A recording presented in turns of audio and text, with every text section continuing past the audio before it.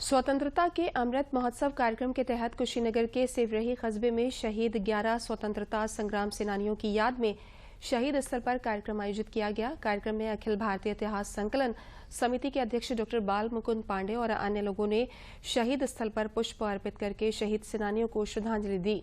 भारतीय स्वतंत्रता आंदोलन में कुशीनगर की भूमिका महत्वपूर्ण रही।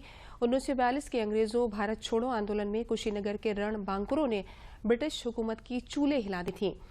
ब्रिटिश गवर्नमेंट ने स्वतंत्रता आंदोलन का नेतृत्व कर रहे देश के बड़े नेताओं को जेल में डाल दिया था। तब इसके विरोध में तमकुही रोड में बड़ा जन आंदोलन शुरू हुआ। आंदोलनकारियों ने तमकुही रोड से कप्तानगंज तक रेल लाइन उखाड़ दी। 12 व 13 अगस्त को तमकुही रोड में रेलवे लाइन व टेलीफोन के खंभे उखाड़ दिए। आंदोलनकारियों ने पोस्ट ऑफिस, रेलवे स्टेशन सहित सरकारी कार्यालयों पर कब्जा कर तिरंगा फहरा दिया। इस जन आंदोलन को कुचलने के लिए अंग्रेजों ने स्वतंत्रता संग्राम सेनानियों पर गोलियां चलाईं, जिसमें 11 स्वतंत्रता सेनानी देश के लिए शहीद हो गए।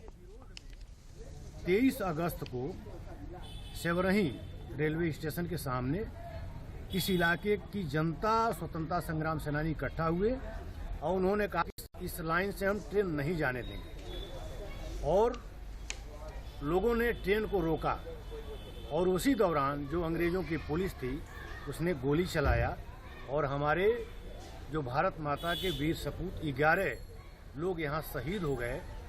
और बहुत मार्मिक दृश्य उस समय का आता है, रोंगटे खड़े हो जाते हैं जब हम अपने वीर सपूतों की बहादुरी को सुनते हैं।